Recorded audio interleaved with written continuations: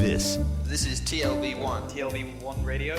Great mixture. I like Tel Aviv. This is still V1. This is Tel Aviv is a beautiful city. Great city, great radio. TLV1. This is TLV1. From the TLV1 studios in Tel Aviv, Israel, it's Louis Live! That's just me, Ari Louis. Good evening, everyone. Hope everyone is well. This is Louis Live on TLV1. We've got a great show for you tonight. Radio Mike in 20 minutes to talk about the ever-changing, everlasting story, if you will, of Gal Makkel, the Israeli superstar whose work visa was taken away last week, and now apparently it's back on. He may play at the Lakers. We'll find that out with Radio Mike. Comedian Jessica Fass in half past the hour talk about the Festivus Comedy Festival, which will be December 25th in Jerusalem. Joshua Halickman talk about Maccabi Tel Aviv. We'll get into Bill Cosby as well. But first, we're going to stick with a little soccer. On the line right now, the PA announcer for Maccabi Petah Tikva, Ari Roda. Eli, welcome back to the program. Hey, Ari. Thanks for having me back. Absolutely. Now, for those who were under a rock and didn't know, a few weeks ago, there was a huge brawl between Hapoel Tel Aviv and Maccabi Tel Aviv. Hapoel's fans versus, in particular, Ron Zahavi of Maccabi Tel Aviv. And chaos ensued. You yourself said that this was the worst thing that's ever happened in Israeli soccer. Now there's the fallout. We said we'd have you back on when the fallout occurred. What is the latest status with that situation? Well, about a week ago, they had like a first hearing, and they've decided to deduct 2 points for each team, and also not to give them to host 4 games each at home. Interesting. Okay. Today there was an appeal, and eventually they decided that they will make it easier, and the punishment eventually was only 1 point deducted for each. And also, in addition, 3 games with, outside of their home, but with fans. In my opinion, that's too easy. That's really, even though it's the teams that are getting the punishment, I don't see really any use in that. All right, now, before we continue with the team punishment, that aspect, I want to talk about Ron Zahavi in particular because he was the player that was involved, and a lot of people said he was just acting in self-defense. He didn't deserve the red card. He didn't deserve any punishment. Was there a particular punishment given to Ron Zahavi that was changed? Because we know there was talks of fining him, anything with the appeal process that had to do with the Ron Zahavi. Well, he already had this punishment for not playing 1 game. Basically, right after getting the red card. At this point, he's supposed to play on as if they canceled it. So I think this was a good decision. On the other hand, I think that Hapoel Tel Aviv will appeal on that as well.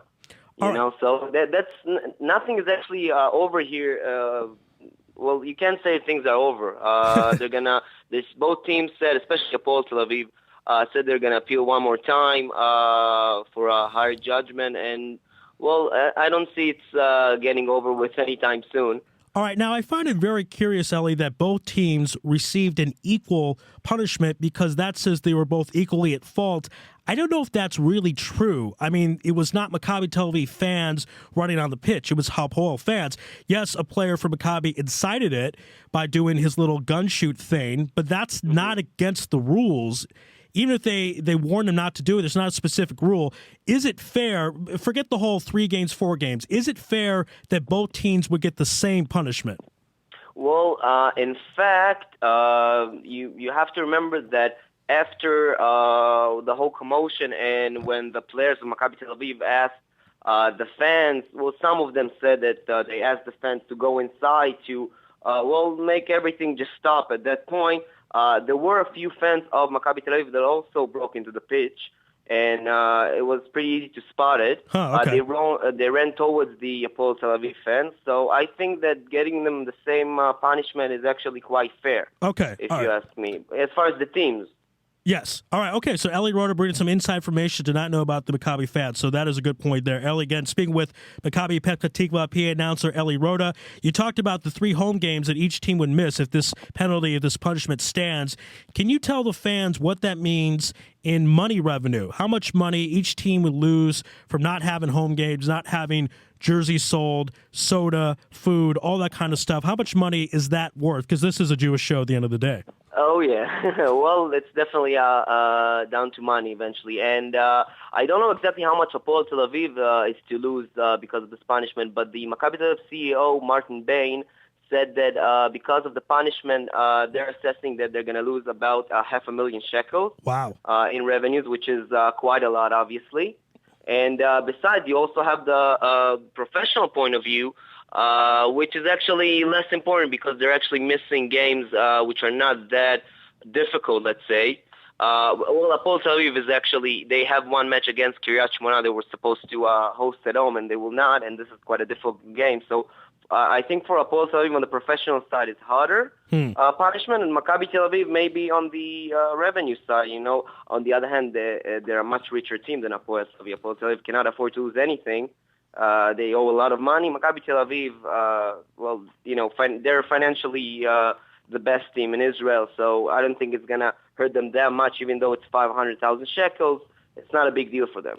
All right. Now, when you came on to discuss the story a few weeks ago, you said it was the worst thing you've ever seen in Israeli soccer. So I'm curious, when they come up with the punishment, how do you figure out a correct punishment for something that's never happened before? There's no precedent, if you will. How did they decide this punishment? What do they base it on? And frankly, if you were in charge, you're the big guy and the commissioner, what punishment would you have given out for both teams? Well, I like this question because there were actually a couple of precedents to this incident, not as severe as we saw at this time. About 4 years ago, fans of Beitar Jerusalem broke into the pitch against Maccabi Herzliya. It was, I think, even more, but like 10 years ago. It doesn't matter. But eventually, they've decided to deduct points from Beitar Jerusalem. They've appealed, and the punishment was canceled.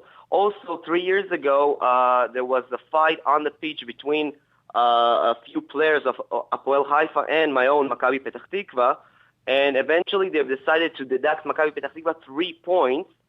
And when they have appealed, not to deduct them, but only to postpone for next season, since it was a very crucial time during the season, right before the end, and eventually these 3 points have made Maccabi Petach Tikva to relegate to the second league if they were not deducted. Wow. And there was a big commotion about everything, and eventually, because it was Maccabi Petach Tikva, a small team which has no, people in the media don't have interest for, and nobody really talks, in favor of Maccabi Petach Tikva, they've decided to deduct it eventually. Here we're talking about probably, I guess out of the 4 biggest teams in Israel, 2 of them with the biggest fan base, the most amount of money, a lot of people in the press that backing them up. And eventually, it's kind of, I don't know, I think that this punishment is nothing for both teams, let's be honest about it.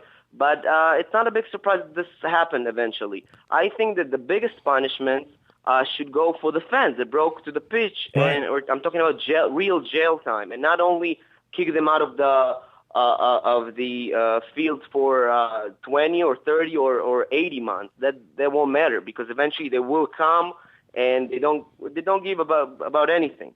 All right, if they will go to jail, this might scare other people from actually breaking in the pitch and, of course, attacking footballers. I agree, and it sounds very serious, but if you would say that in that situation, that person would go to jail for 6 months or a year for doing that, it would scare everybody, and the problem would be solved. Ellie, we got to run. Thank you so much for being on the program. Give us an update, the latest situation with the brawl between Maccabi Tel Aviv and Hapoel Tel Aviv. Very sad sight. It was not one of our finest moments, but I'm glad there has been a little justice, at least, with the situation. So, Ellie, thank you so much. Thank you, Ari. All right. Be well. All right, Ellie, Roda, everybody. We're going to stick with the soccer theme after this break with BBC World Correspondent Raphael Geller. This is Louis Live on TLV1.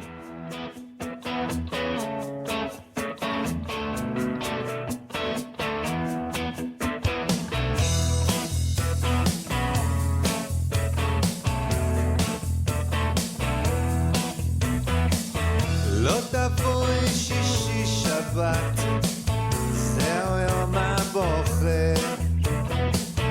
לא תבואי שישי שבת, זהו יום הבוחר.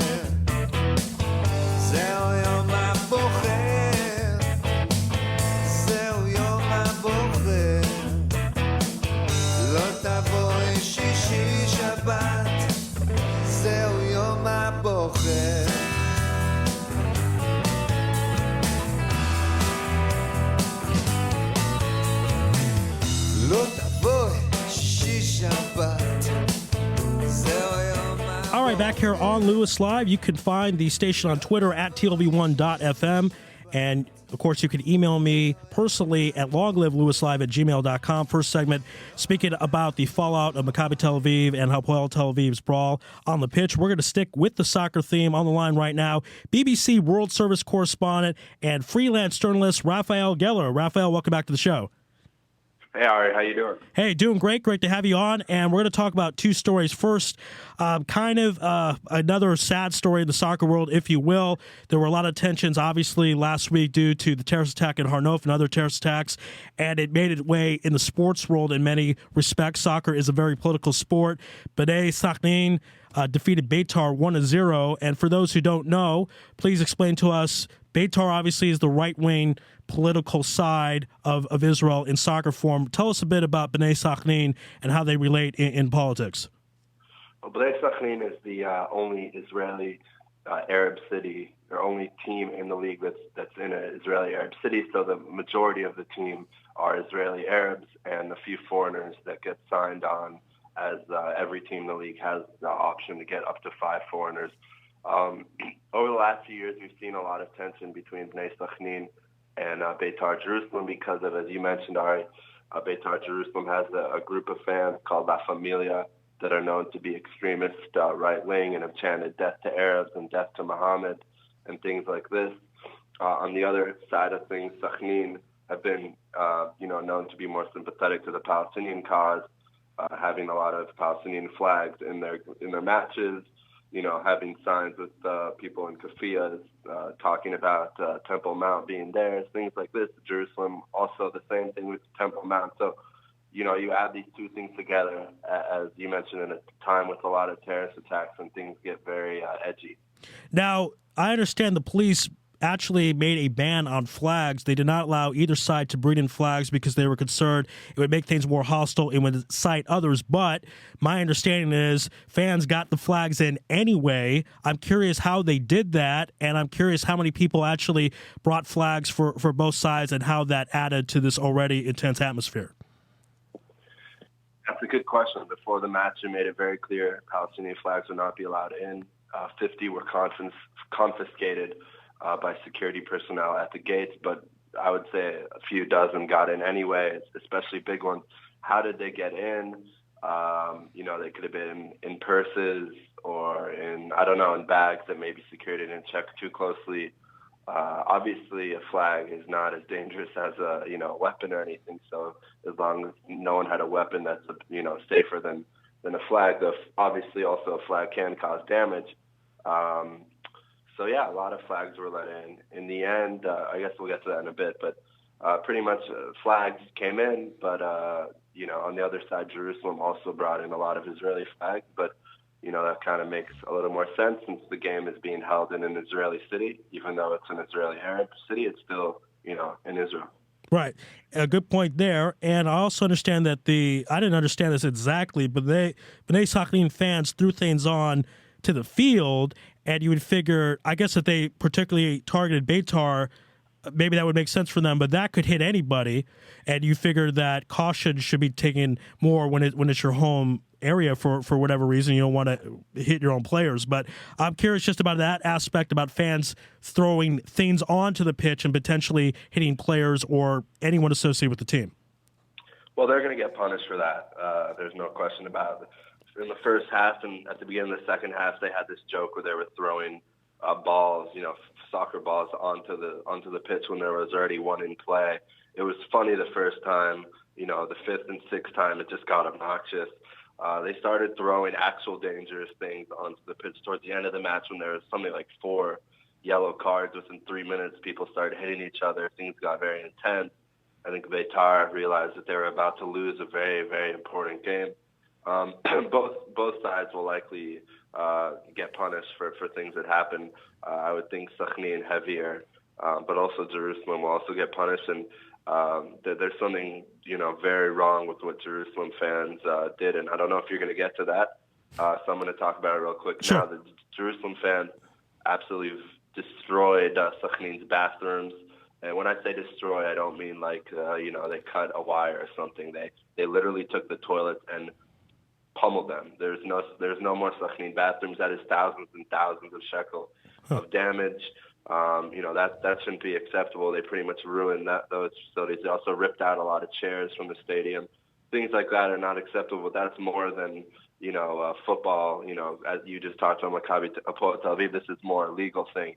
I think people will end up getting arrested over the next few days. Wow. You can't destroy property like that and expect nothing to happen. And I know Sachin officials are very, very angry at the way that their stadium was treated by the away fans. All right, again, we're speaking with BBC World Correspondent Raphael Geller. And the last few minutes, by the way, just to recap that story, Beitar did lose 1-0 in the end, and obviously there'll be a lot of fallout regarding arrest and et cetera. But going on, in the last few minutes we have left with you a positive story. A week and a day ago, the Israel national team took on this fantastic game in Haifa. A lot of celebrities were there. Bibi was there. I know you were there. Tell us about that atmosphere. This was Israel against Bosnia about a week ago. Am I a celebrity now? There you go. Of course, man. BBC World Correspondent. You're on this show. You're my man. Go ahead. Thank you. Basically, it was the best thing ever. Excuse me for that. Basically, it was the best match I'd ever attended and maybe ever watched with the national team. Many people say it was probably the best result the Israel national team has gotten in the last 30 years. And it's a huge win. I mean, there's so much I could say. We only have a couple minutes, so I'll just stress that it was a huge win. Israel has a very, very good chance now to qualify for a major tournament for the first time since 1970, and it really puts a lot of pressure on the matches in March against Belgium and Wales, which will also be at home. All right. So this, it was a sad couple of weeks in the world of Israel soccer, but that was something very, very positive. And just before we let you go, as I mentioned, the Prime Minister was there. As far as the atmosphere, did the fans feel like, hey, this is something very special? Israel really hasn't done anything like this in a long time. They have a chance to do something, like you said, qualify for an important tournament. You think the fans got a sense of what was going on? Absolutely. I mean, I've never been in a place with that much in a venue. I've been to a lot of sports events in America and Europe and Israel. I've never been to a place that was so electric. As you mentioned, the Prime Minister was there. A lot of politicians were there. A lot of musicians were there, and people were really, really into the team. I'd never seen, the Hatikva, the national anthem, being sung with so much emotion and so much belief. And the team really rewarded the players, rewarded the fans who came. It was a complete performance. You really couldn't have asked for anything better. Maybe the defense needs to improve ahead of Belgium and Wales, who have a much stronger attack. Bosnia were suffering through a lot of injuries. But amazing environment for any Israeli sports fan, or even maybe any Israeli, just to get such a big win, and especially in the hard times we face right now. All right, so Israel with the big impressive victory last week. We'll see how that continues further for them and their success. Raphael, thanks for being on the show tonight. Really appreciate it. Again, BBC World Correspondent Raphael Geller here on the program. Thanks so much. Thank you, Ari. Have a good night. You too. Be well. All right, folks, Raphael Geller breaking it down, and we're going to take a break. On the other side, more Israeli turmoil political-wise. Galmakel's visa, should he stay, should he go, is he in? Who knows? We'll find out after this, hopefully, with Radio Mike. This is Louis Live on TLV1.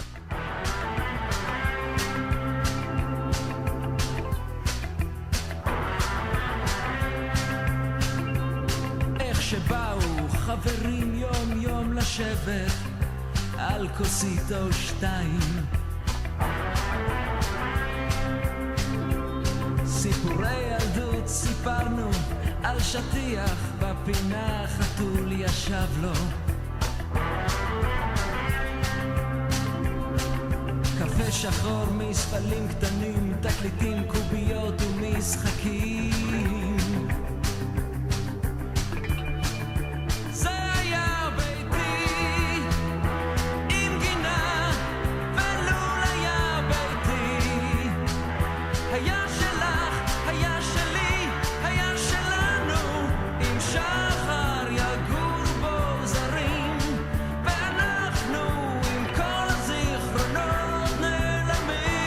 All right, back here on Louis Live. All that great music courtesy of Tomer Gershman, who makes all the music for all my programs. And shout out to Lior Peleg, who is producing here in studio with me tonight. Folks, as you know, last week we did a story about Gal Mikel's work visa being taken away after he was cut from the Dallas Mavericks. He wanted to sign with the Pacers, and the Pacers were not able to sign him. Now there's a story that he got a tryout with the Los Angeles Lakers. There was obviously a lot of confusion of what exactly happened. Hopefully, to clear up some of that confusion, on the line right now, Radio Mike from Kew Garden Hills. Radio Mike, welcome back. Hi, how are you? Hey, doing great. So, Radio Mike, do you know the answer? Because we were trying, I'll say first before I begin, that a lot of reporters did not want to come on my show to talk about it because this is a very political issue. There's a lot of turmoil involved. So, I first of all appreciate you coming on. Secondly, what exactly happened where he goes from 1 week to not have a visa to week 2 trying out for the Lakers? Well, apparently he had a visa, and let's say he was with the Dallas Mavericks, and if the Mavericks cut him, he has, I believe, 10 days to re-sign with another team. Okay. So if you re-sign with another team, you're in good shape. He wasn't signed by another team, so his visa expired. The Indiana Pacers can use a point guard. But it didn't work out because he had visa problems, and now it's a possibility that he might play with the Los Angeles Lakers. Right, but what I'm saying is that if the 10 days are up and then the Pacers can't sign him, how's he even in the United States, and why would the Lakers then go after him if the Pacers didn't want to touch it? Because the Pacers didn't want to get involved with any politics. That's the mystery that's out there right now. I have my own theory of what may have happened, but I want to know just if you could comment on that, if there's anything that you happen to see of what happened there. Yeah, I don't really think it's anything that's against any Israeli player or anything like that. It's just one of these things with paperwork and stuff like that. Obama just went ahead and just made amnesty for 5 million people. But the system is very convoluted and very difficult. And if you don't have your exact paperwork in order, you can get messed up. And that's, I think, what really happened with Gal Mikel. Okay, so you think it was more of a paperwork thing? Because my guest last week thought Obama singled him out. Obama follows basketball. He's a big basketball fan. And when he saw that Gal Mikel got cut, he wanted to make an example out of him. And it looked like there was some ammunition to that degree. But you tend to disagree with that and say it was just a paperwork issue. Yeah, I don't really think that anyone really has it in for Gal Mikel or anything like that. I'm certainly not a big fan of President Obama. I know he somewhat follows basketball. But he really doesn't have time to follow what, a reserve player coming from Israel, whether he should play in the NBA or not. I don't think he's going to devote all his time for that. I mean, just today I read that he was playing golf for 5 hours, and I think he played with Derek Jeter or something like that. Nice. But that wasn't enough. He went back for another 9 holes. Now, me, as I run a business and, I have certain activities I'm busy with, I don't have 5 hours to play golf, or more than 5 hours, and he's running the greatest country in the world theoretically. And I mean, so I certainly don't think he has time to worry about Gal Mikel. Maybe that's the answer. Maybe he wasn't so anti-Semitic. Maybe he just didn't have the time to even be anti-Semitic because he's playing golf. Well, that's true. He doesn't have time to be anti-Semitic, but somehow he finds time on a greater scope. I think he is doing a very good job making it difficult for Israel. I mean, you hear these reports. I know it's a talk show, sports show, yeah. Talk show, but go ahead, Radio Mike. It's fine. What's going on with Iran and sanctions and terms with them and fighting the ISIS with them and stuff like that. So I think he has to worry about more of that, and who knows what's going on with that. That's even more troubling. Right. He should focus more than perhaps on the NBA. Again, speak with Radio Mike here from Kew Garden Hills. So let's go back to this concept. He tried out for the Lakers and then was given a second tryout, so he will have a chance of making the team. What I'm curious, if he makes the team, assess that for us. He'll be playing with Kobe Bryant. Perhaps one of the best players right now. Some say he's slipping. ESPN ranked him 40th. The Lakers are a bit of disarray. They've got a couple games of a win streak going. But if you're a Gal Mikel fan, are you happy about the idea of him playing with the Los Angeles Lakers? the Lakers right now are really, like as you said, they're in such disarray. I think they're 3-11. They're going no place. Kobe Bryant is still running the team. At 37, he's so way past his prime. He had that big, I think, Achilles tear and his, Achilles injury, and that really should have ended his career. But he did come back from that. But he's not the same Kobe Bryant, and they need backcourt help, but Gal Meckel might not be the answer. I mean, they need a lot more than just Gal Meckel.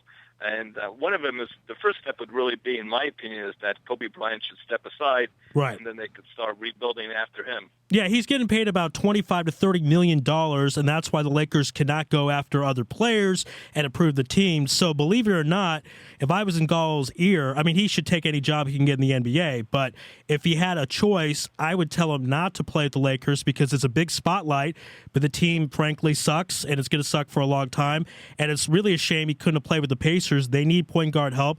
Indiana is a very solid organization, top to bottom. You have Larry Bird involved, so I wish he could have gone there. Though, if he ends up playing with the Lakers, do you see him getting a lot of playing time, or what do you think? How do you think he would fit in that organization? Yeah, I think he would get some playing time because they really need someone like the one thing about Gal Meckel that's very good about him is that he's a shot creator. And, that's very, very important. He knows how to pass the ball very well. Get the ball to Kobe Bryant. That's always a very big positive because Kobe Bryant loves to shoot. Yeah, just a little, yeah. And they frankly, they need a lot of help. So anything that could help, control the tempo of the game and stuff like that can really be very beneficial to the Lakers. Yeah, and one more thing that I'll add on. I think the only reason Kobe Bryant is extending his career outside of, $30 million a year, he has an outside chance at getting the all-time scoring record. Kareem Abdul-Jabbar has that at about 38,000 points. And Kobe passed Michael Jordan, close to passing Michael Jordan. If he plays a few more seasons, he'll have a chance at that.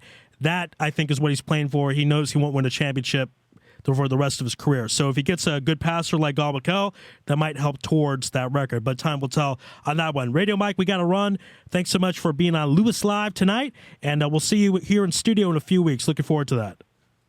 Thank you so much. All right, be well. All right, that was, again, Radio Mike from Kew Garden Hills breaking down the whole Kobe Bryant situation. Gal Meckel situation. Kobe's such a big star that he's still in my head when I'm talking about another player. So we'll take a break. On the other side, comedian Jessica Fast will talk about the Festivus Comedy Festival and other sporting and relating qualities and topics. This is Louis Live on TLB1.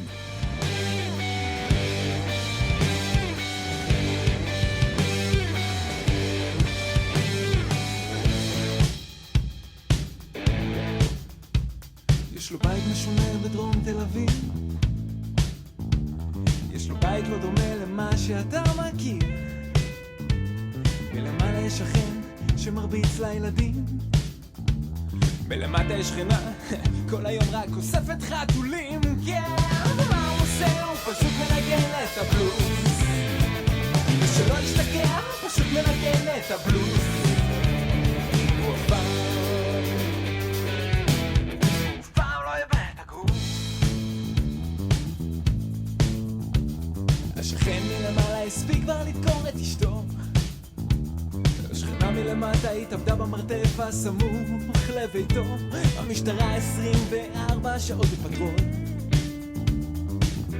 והוא לא מפסיק לתת בצלילי הרוק'נ'רול, ומה הוא עושה? הוא פשוט מנגן את הבלוז, שלא ישתגע, הוא פשוט מנגן את הבלוז, אז מה הוא עושה? הוא פשוט מנגן את הבלוז, ושלא ישתגע, הוא פשוט מנגן את הבלוז,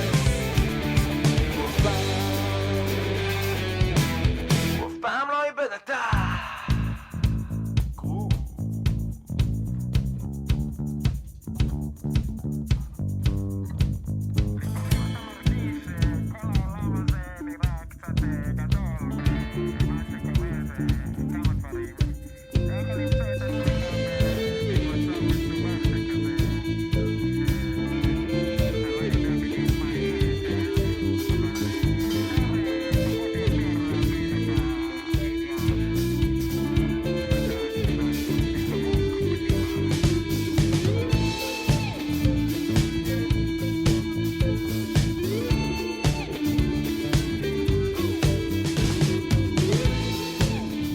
right, back here on Louis Live. Again, you can follow the station on Twitter at TLV1.fm, and you can email me at loglivelouislive@gmail.com.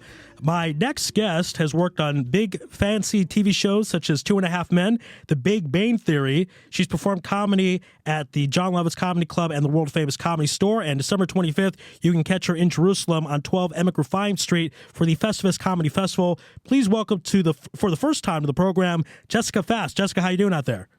Hi, good, Ari. How are you? Well, I'm doing great. It's great to have you on. And one of the things I want to discuss with you is I know that you have a matchmaking business, and I want to know if you think dating is a sport, because this is a sports show. Yeah, that's an excellent question. Thanks. It definitely is like a sport. By the way, can you hear me okay? It's Yes. all good sound-wise? Okay, good. Yeah, go ahead. I wouldn't want anybody to miss out on my Brilliance. wise dating advice. Yeah. So it definitely is like a sport. Because you have to play defense and offense with your emotions, and how much do you give away to your opponent. I've read a lot of dating books that kind of compare it to poker, like don't show your whole hand at the beginning, don't have a tell. Yeah, so that's a good analogy. But would there be a point where you would hope that the two people dating would not consider each other opponents, I'm guessing? Yes. Except when until they get married, then they're back to being opponents again. Exactly. That's a good one. Exactly. At the beginning, it is a lot of game playing. Like, I wish that it wasn't. And you'll have people that say, don't call it a game. It's funny, a game, like a sports game. But it is a game at the beginning because you have to, as the girl, you have to keep them interested. You have to keep the guys chasing you. And the guys, they like the chase. They don't want to get to the end zone, make the touchdown right away. Because, if you get something too easy, no matter what it is in life, whether you're winning a sports game or you just get your ultimate career right out of college, whatever it is, it's not a good thing. It's delayed gratification, Right. I mean, we saw this with the Mets, Doc Good and Darryl Strawberry. They had a lot of success early, then they had a big drug problem. So basically, that's the moral of the story. If you get something too easy, you end up having a drug problem. Exactly. Also, I worked on kids' television shows for Disney Channel. I worked with people like Miley Cyrus, and so I saw it also. Like, they got everything at 12 years old, everything you could possibly want in life. Where do you go from there? But it inspires some of my comedy, too, so it helps me in many ways. All right, good. All right, good. So, if the kids had some problems, at least we're able to get something positive out of it. Now, one thing also that's very interesting, the whole hard to get thing you were discussing, from the women's point of view, what about from the guy's point of view? Would you advise guys also to play a little hard to get, just to the same type of reasoning, so women wouldn't get everything they want right away and then be disinterested and bored? Yeah, I would advise guys to do the same. The biggest turnoff for women is when the guy, like on the first date, just says everything about him and his financial status and like everything that he wants in life. And it's like if he's been divorced, it's kind of like it's too much at once. So like you also want to kind of hold stuff in, let stuff out gradually over time. And the first couple weeks of dating, you want to create mystery and suspense. And when you don't want to know the outcome of the game, it's like you not wanting to hear the score on the radio. Like you want to watch it all play and play out. And then be like, oh, great, so this is why, I'm going to say the Lakers because that's my team from Los Angeles. This is why the Lakers won, because they went through all this. You don't just want to see the end result, All right. So it's basically like when someone TiVos a game, they tape it, they tell everybody, don't tell me what happened. Mm-hmm. I want to watch for myself. Exactly. So that's what the girl wants. She wants to get to know the guy over time as well. Of course, we like honesty, and we don't want like a guy that disappears, but it's like a delicate balance. Like, if you feel a good vibe, yes, you should start contacting someone once a day because it takes 2 seconds to send a text message. There's never an excuse not to send a text. How are you? Right. No matter what girls want to say, like, oh, he just got busy, or maybe he forgot his phone at home, or he lost, excuses. Those are all lies. Those are all lies, right, Jessica? No one loses their phone and forgets it forever. They can find it at some point. I mean, I have had my phone stolen twice in Tel Aviv, but you know what I did? I went right on email and Facebook, and I said, here's how to contact me. So there's really no excuse. You also have Find My Phone. They could have Find My Boyfriend app one day. But anyway, I think they're working on that. All right. But yeah, so it's guys also should not show their whole hand, but they should be. If you really like a girl, you will follow up a bit. Just don't be obsessive. Don't be obsessively calling. Just little bits at a time until you're in like a real relationship. Like after a month. All right. Again, we're speaking with writer and dating coach Jessica Fast. Now, you've written for some very impressive television shows, as I mentioned, 2.5 Men, The Big Bang Theory, just to name a few of them.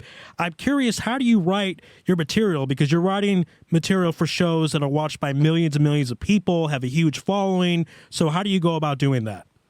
Okay, so I'll correct you there. I wish I could take credit for this. I was an assistant to the writers on these shows. So I didn't actually write the script, but I was, in the writer's room and hearing them pitch. And what I did help write the scripts for was a Disney Channel cartoon called Doc McStuffins. It was for preschoolers. But on 2.5 Men, I'll tell you, the writer's process there was really they could just tell, poop jokes all day long and very dirty sexual jokes in nature. And it's the best job in the world for a writer. Really, every dirty thing that they thought in their head, they could just throw out there, and it wasn't offensive. No one could sue them for it. It was encouraged. It's the best job in the world to be able to do that for a living, to make your friends laugh and tell fart jokes all day, and, help think of crazy scenarios for Charlie Sheen. What job in the world is better than that? Yeah, I think I've done that for free, or someone owes me a paycheck, I think, at this point. All right, exactly. So that's interesting with the writing process. Now, speaking of dirty jokes or uncomfortable jokes, you've done comedy for a while, but you have a very kind of innocence about you. I'm curious if that's ever played into a comedy situation where people maybe comment on that, or you commented on that. So tell us if that's ever happened. Yeah, so I am a very clean comic. I'm kind of like the Seinfeld style, tell it like it is, make fun of everyday life situations, whether it's dating or waiting for the bus or expired milk. And so I sometimes will be in Los Angeles, I was with very dirty comics, also in Tel Aviv, very dirty Israeli comics. It's kind of like I come up and I'm, the white girl that tells jokes about, growing up as a late bloomer and having, a Jewish mom that's always in her business and having her Barbie dream house set up in her bedroom for way too long, and then I'm next to, guys telling, I don't know how much I can say on TLV1, but the dirtiest jokes, the most racist jokes, the most offensive jokes, and so it was pretty hilarious. I always had an opening line. I'd be like, so as you can see, that guy before me, he stole my routine. He did all the jokes I was going to tell. So it was always really good for me to be different. I stood out because I was kind of this cookie cutter. Sometimes I'll curse here and there, but that's what makes it funny too. When you see this goody girl with a bad word dropping here and there, I think that's better. It's more effective. Kind of like the dating. It's like the shock value. It's the only letting little things out at the time. It's completely like the dating too. All right. Now, we only have a few minutes left with you, but I understand that part of your comedy is a Cheers parody song called Where Everybody is a Jew. Could you sing us a line or two from that song? Oh, yeah. Okay, sure. I will do that. So it goes, I'll give you a little taste because we got to save the rest, for the Jerusalem festival, right? Yes, absolutely. So it goes, making your way in Israel takes everything you've got. Worrying about the threat of nuclear war, plus it's freaking hot. And you have to haggle. You can't just pay. It's from the theme of Cheers, right. If you know that. Sure. That's my ending song. So, yeah, we know about Cheers here. That's how I end the show. All right, very nice. So you'll do that whole song at the Festivus Comedy Festival. Yes, I will. And I'm really looking forward to doing a comedy show in a room full of Jews on Christmas in Jerusalem. Yeah.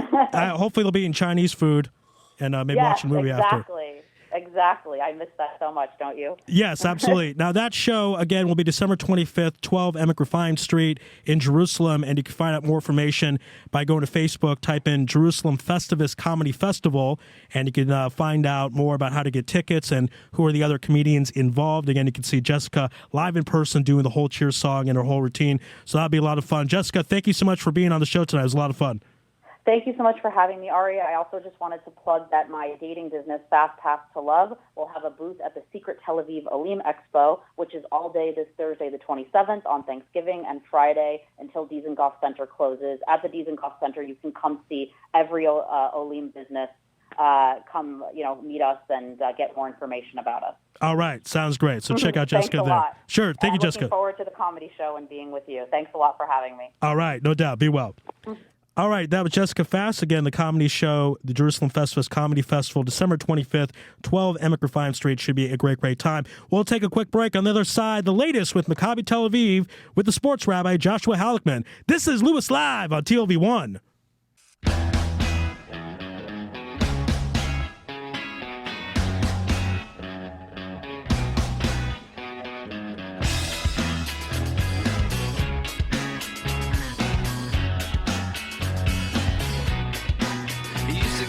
Fishnets, now you only get it in your night dress. Discarded all the naughty nights for niceness. Landed in a very common crisis. Everything's in order in a black hole. Nothing seems to pity your past though.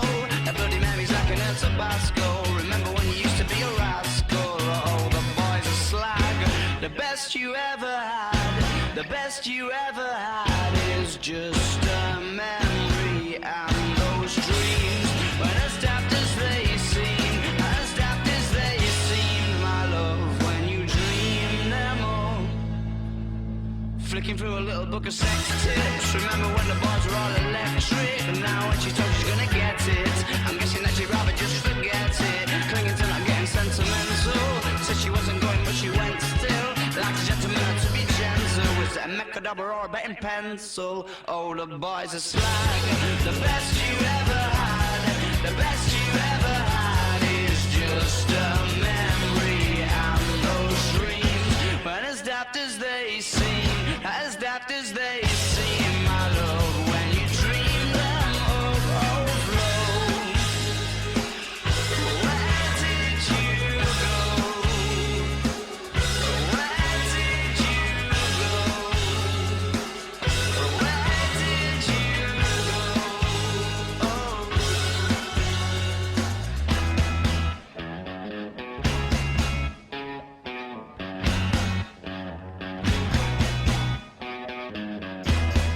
Falling about, you took a left off last life lane.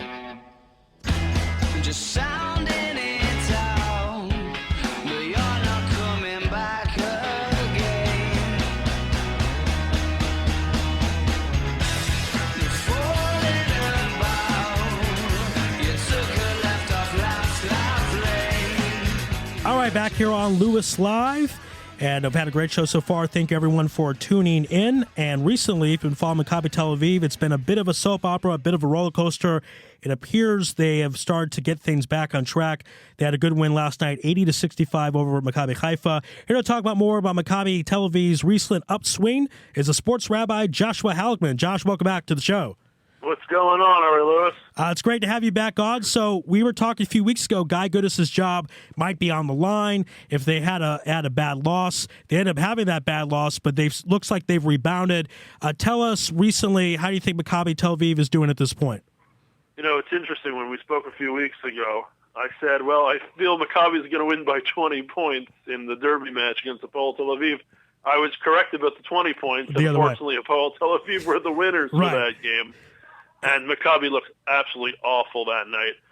The best thing that happened to them was that they were able to go on the road to play EuroLeague games. And, you know, when you go on the road sometimes, you begin to gel. You can put aside the pressures that you have at home. The media isn't on top of you the way it is at home. And they end up rattling off a terrific EuroLeague win. An absolutely brilliant, brilliant game against Malaga in Spain, a very difficult place to play in. They then add a home win in the league, and then again they played in the EuroLeague at Limoges in France. And though they almost frittered away the lead, they were up by 18 points in the third quarter, and they ended up going down by a few. They ended up winning that game by about 6. And lo and behold, last evening they really took the game to Maccabi Haifa. Sylvan Landsberg with 31 points. He has been absolutely spectacular. Jake Cohen is chipping in, playing very nice basketball right now. Brian Randall is hurt.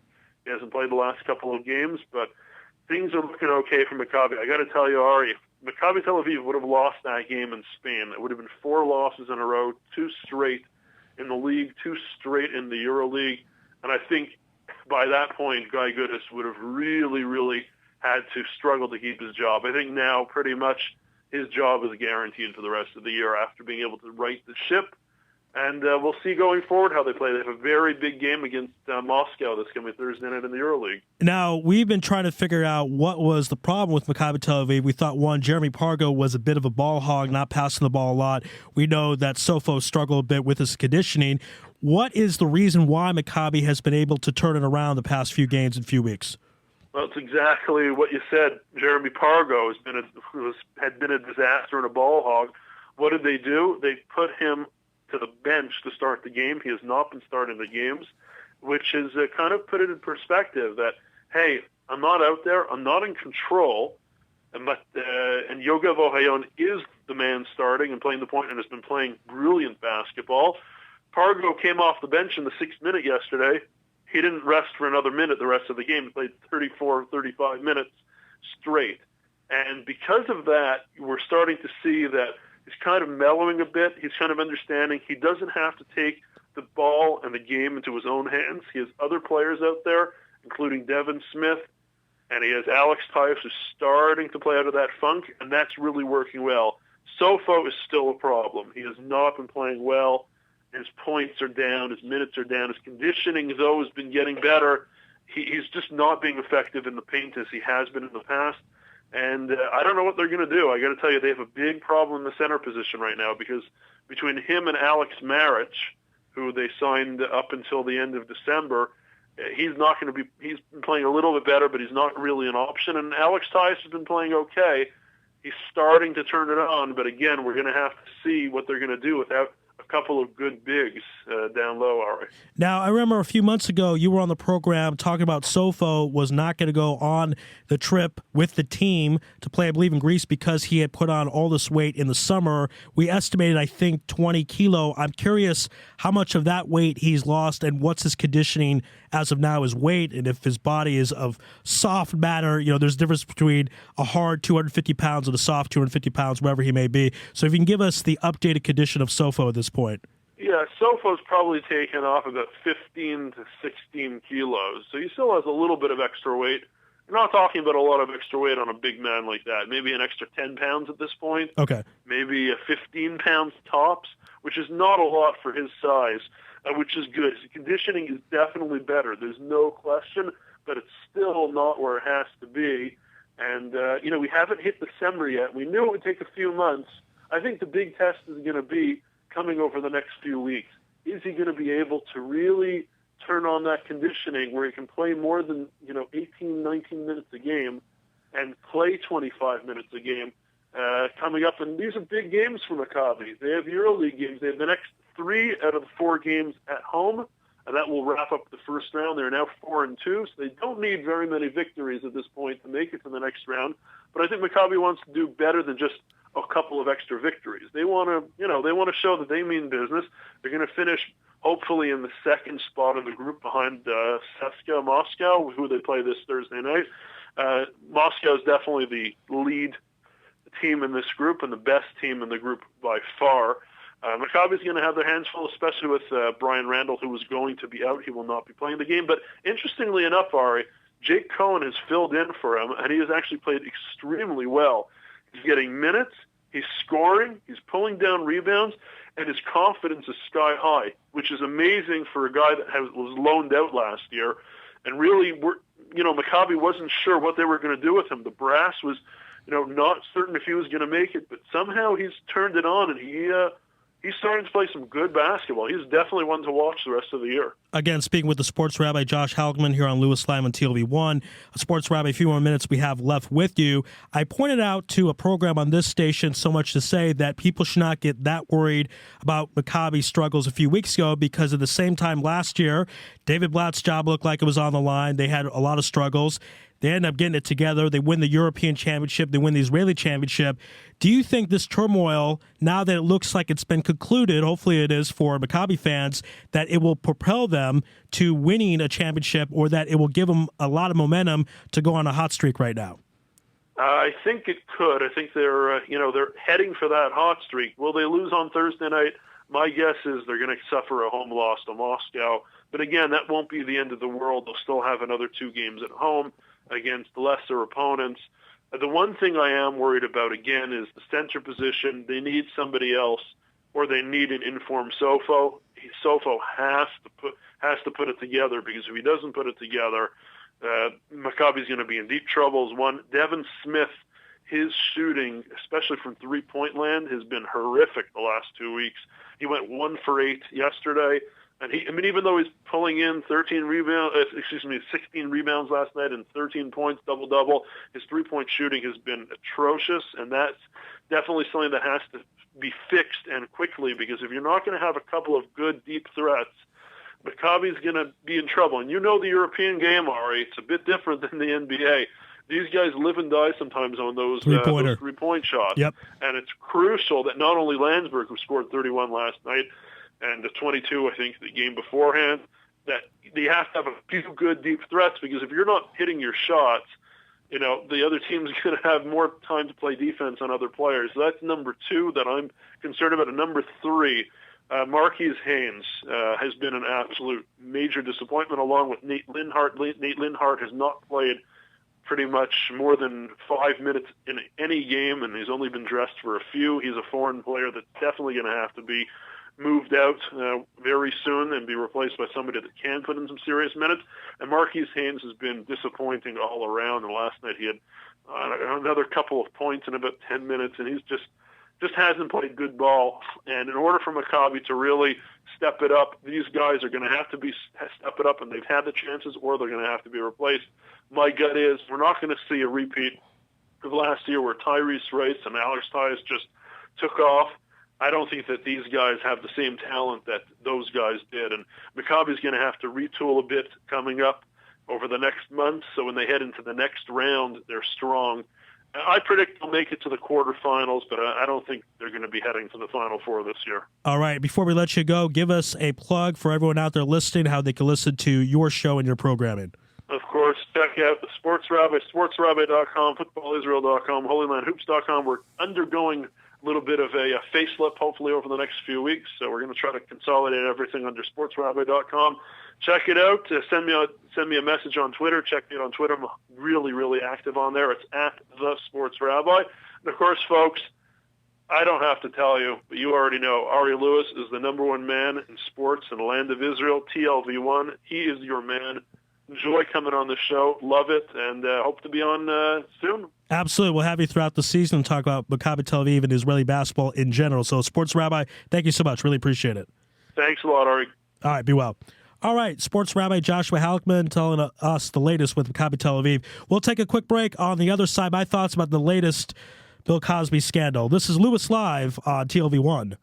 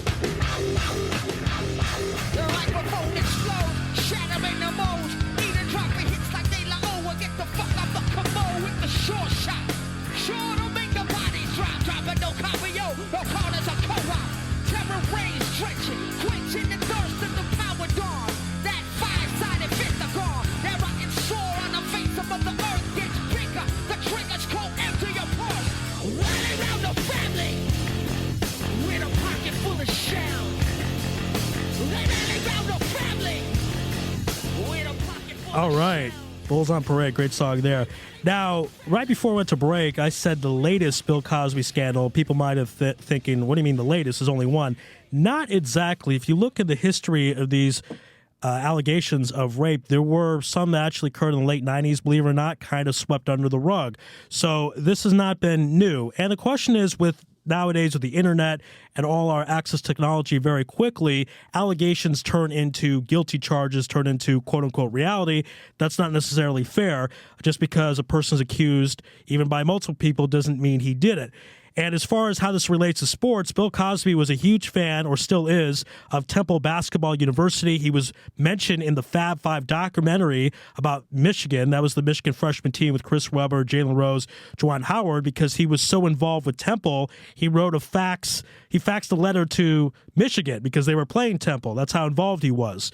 So he's given a lot of money, millions of dollars to that program. So when I look at sports allegations or conspiracies, whatever you may call it, I try to analyze for myself if the person is guilty. Because with this situation, Bill Cosby, if he is guilty, he's not going to prison. The statute of limitations has run out. Most of these accusations were in the 70s. Now, if there's been one in the last 5-10 years, that he may face jail time if it goes to court, it's probably not going to happen. The man's almost 80 years old. I really, really doubt they would prosecute him. It was kind of like the Jerry Sandusky situation where he did go to prison, but Coach Paterno of Penn State, nothing happened to him, even though he kind of knew what was going on. So when I look at an allegation, I try to look at all the things surrounding it to see if it's true. Kobe Bryant, for example, was accused of rape back in 2003. I was pretty sure he was innocent. The woman that accused him of rape it was proven through DNA that the next night she had relations with another person. So it doesn't seem that likely she was raped the night before. Of course, it's possible, but not likely. And Kobe Bryant was worth hundreds of millions of dollars, and she ended up suing him, and she did get a settlement, believe it or not, of $20 million. But I think he did that to push that under the rug and move on, not that he was guilty. When you look at someone like Ben Roethlisberger, he was probably guilty because he was not just accused of sexual assault twice, but he was going to be tried twice. But at the end, the lawyers decided not to prosecute, and it appeared that something was at least fishy with that. When it comes to Bill Cosby, this man the last 50 years has been one of the greatest human beings in world history, really more powerful than a president. You talk about the Cosby Show, it ran #1 for 5 years in a row. And in the late 80s, that has been done by very few sitcoms. Even Seinfeld did not run for #1 for 5 years in a row. The show also changed the minds of how Afro-Americans were seen in the public because this show was a middle-class family. The father's a doctor and well-respected, and the mother's well-respected, and it really had an influence on social culture. And I can argue that President Obama, not like him or not talking about Democrat, Republican, but just the fact that there is a black president and there are black candidates running probably wouldn't have happened without the Cosby Show. And I know that sounds kind of insane because it's a TV show, but that show had that type of influence on America and society worldwide. So this is a tragedy. Even if he is innocent, it's a tragedy that his name is being besmirched. So there's an injustice either way. Either he did it and he got away with rape for 40 years, or he's innocent and now his name is being thrown in the mud. And people are taking these allegations, rightfully or wrongfully, as if they did it because his show, The Cosby Show, has been pulled by TV Land and Nick at Night, and that actually costs him money. Not that he needs the money, but they are taking it off because they don't want the bad press.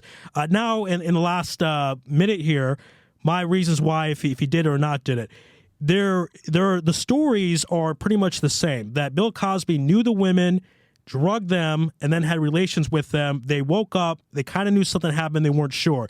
That's the theme of the story over and over and over. And as I posted on Facebook yesterday, all guilty men leave their tracks. Bill Cosby joked about drugging women in a comedy special in 1969. It's the Spanish Fly comedy. You can type it on YouTube, Bill Cosby Spanish Fly, and he talks about it. He talks about going to other countries and learning how to do it with the Spanish Fly and laughs about it. And that was a bit of a giveaway. It's very strange that an innocent man would joke about doing a crime that he would then be accused of 15 or 16 times by 15 or 16 different people.